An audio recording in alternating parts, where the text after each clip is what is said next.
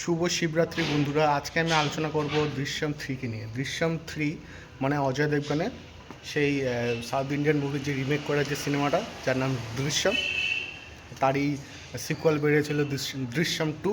এবার দৃশ্যম 3 বের হবে, ঠিক আছে।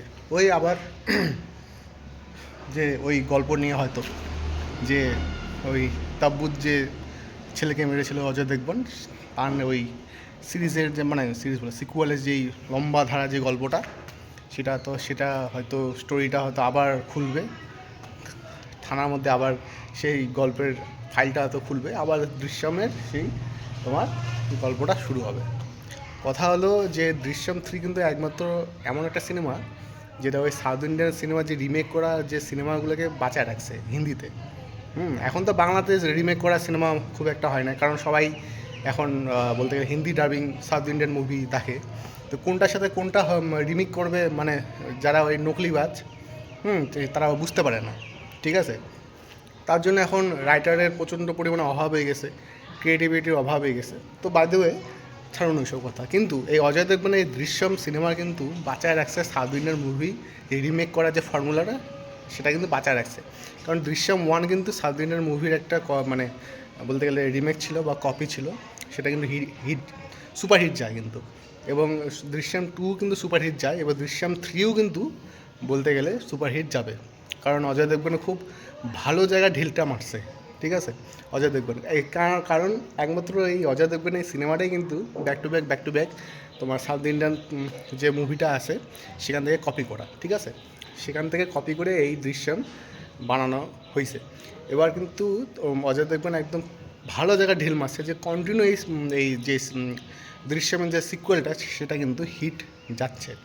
শুধু দৃশ্যম আসবে না, অজয় দেবগনের কাছে আসে মানে দে প্যার দে 2, ইয়েস, দে প্যার দে 2, সেটা কিন্তু আসতে চলছে অজয় দেবগনের।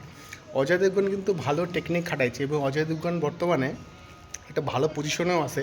কারণ অজয় দেবগনের নিজস্ব একটা কোম্পানি আছে যেখানে ভিএফএক্স সিজিআই ভালো মতন ইউজ করা মানে ইউজ করে। অজয় দেবগন নিজস্ব একটা প্রোডাকশন হাউস আছে সিজিআই এবং ভিএফএক্সে, সেখানেও বর্তমানে এখন টপ লেভেলের ভিএফএক্স এবং সিজিআই কাজ চলছে। By the way, Ajay Devgan ভালো একটা বিজনেসম্যান। উনি জানেন যে কোনটা জায়গায় মানে এই জিনিসটা করলে, মানে বিজনেসটা করলে পাবলিক খাবে। অজয় দেবগনে কিন্তু ব্যাক টু ব্যাক প্রত্যেকটা সিনেমায় কিন্তু মোটামুটি হিট যায়, ব্লকবাস্টার যায় এবং অ্যাভারেজও যায়। এটা কিন্তু বলা একদমই যাবে না যে কোনো সিনেমা ফ্লপ খুব একটা হয়েছে, ঠিক আছে।